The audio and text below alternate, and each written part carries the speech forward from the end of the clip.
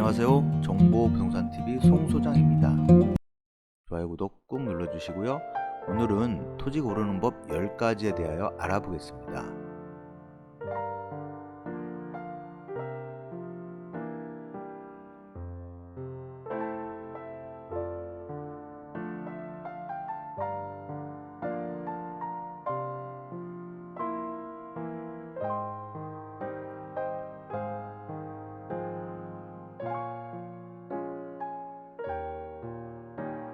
땅을 볼 때는 목적을 가져야 한다. 땅을 볼 때는 보는 이에 따라 자기가 어떤 목적과 용도로 땅을 구입하는 것인지 목적 의식을 가져야 합니다. 아무런 목적 없이 보는 땅은 그저 관광 구경이요 경치 감상일 뿐입니다. 같은 땅을 보더라도 사서 전원주택을 지으려는 사람과 주말 농장용으로 또는 그냥 투자로 사두려는 사람에 따라 그 평가나 보는 관점이 다르고, 사려고 할 때도 현 소유자로부터 직접 사는 경우와 경매로 사거나 부동산 중개사무소를 통하여 사는 경우도 있습니다. 또 그 목적을 크게 사용수익의 목적과 투자의 목적으로 나눌 수도 있고, 사용수익의 목적을 가진 경우는 대개 실소유자일 것이고, 투자하려는 경우도 보유 목적 또는 개발 목적으로 나눌 수 있습니다.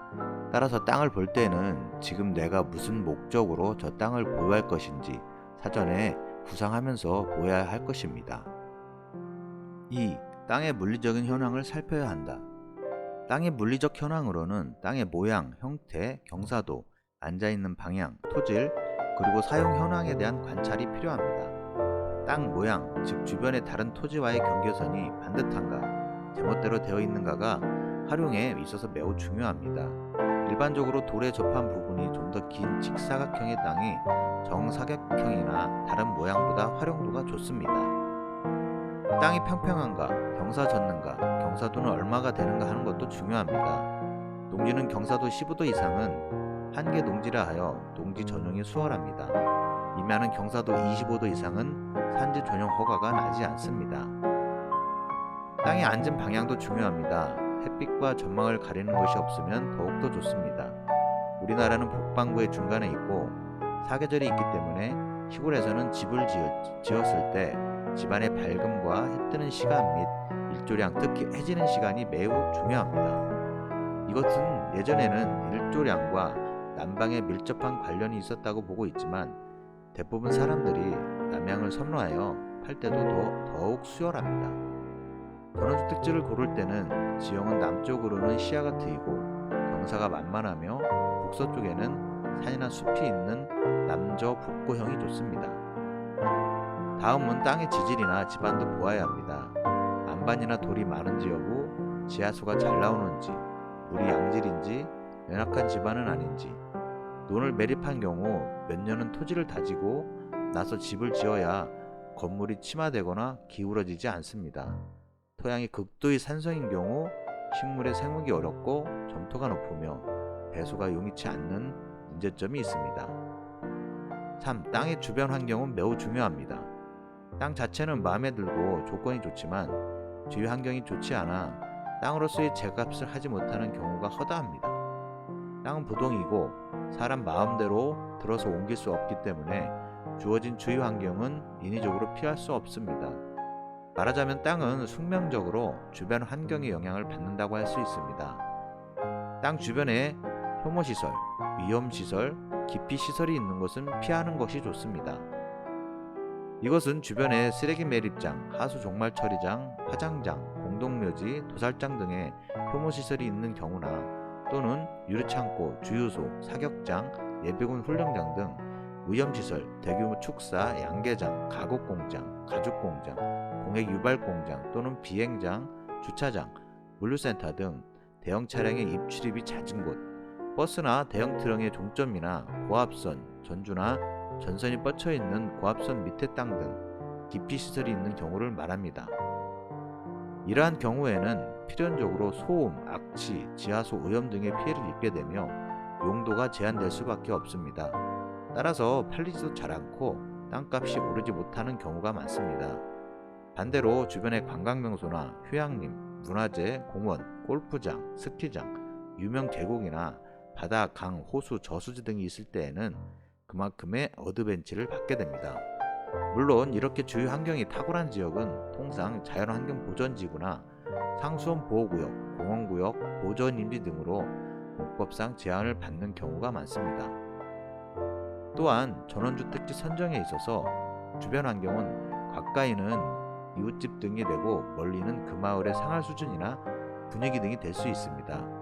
시골집을 고를 경우 가급적 집성촌에 들어가지 않는 것이 좋다고 합니다. 자칫 외지인으로 왕따를 당할 수도 있다는 이야기입니다. 4. 땅에 있어서 아마도 가장 중요한 것은 위치, 접근성과 도로이다. 우리나라의 경우는 수도권의 전 인구의 45%가 집중되어 있고 또 대부분의 구매력이 있는 이곳에서 나온다고 하여도 과연이 아닙니다. 따라서 수도권 안에 있거나 또는 수도권에서 가까울수록 찾는 사람이 많아 인기가 많고 따라서 땅값도 비싼 것은 당연한 이치입니다. 아무리 좋은 땅이라도 수도권에서 너무 멀리 있는 경우에는 땅값이 높지 않습니다. 땅에 있어서 위치와 교통편과 그에 다다를 수 있는 접근성은 대단히 중요한 것으로 땅값의 기본을 이루고 있다고 봅니다. 다음에 땅은 도로를 따라 접근할 수 있어야 하고 4m 정도의 도로에 2m 이상 접하고 있어야 합니다. 아무리 경치가 좋은 임야나 산 중턱의 천하절경 또는 강 가운데의 섬이나 배산임수의 명당이라도 길이 없으면 허당입니다. 부동산 격연에 길이 아니면 가지 말라라는 말이 있습니다. 길이 없는 소위 눈먼 땅인 맹지는 길이 접한 이웃 토지와 합하여만 비로소 그 값을 다하는 것입니다. 길이 없으면 주택의 건축 허가가 나지 않으면 물론 농사에도 불편하며 향후 토지용 개발은 그 자체로는 불가능한 땅이라고 할 수 있습니다.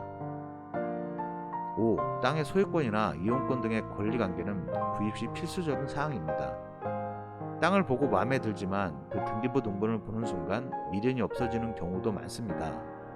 소유권자가 여러 명으로 공유 지분이 되어 있는 경우, 종종의 명의로 되어 있는 땅, 소송이나 경매가 걸려 있는 땅, 압류, 가압류, 가처분 등기, 덕지덕지 붙어 있는 땅, 수목이나 묘지, 건물 등의 지상권이 설정되어 있는 땅, 아직도 사망자 명의로 되어 있고 상속 등기가 되어 있지 않는 땅, 다른 사람 명의로 명의신탁이 되어 있는 땅, 저당권 또는 전세권 설정 등 담보가 여러 채권자에게 과다하게 설정되어 있는 땅, 세금이 체납되어 있는 땅, 그런 땅 등은 구입을 망설이게 하는 땅이라고 할 수 있습니다.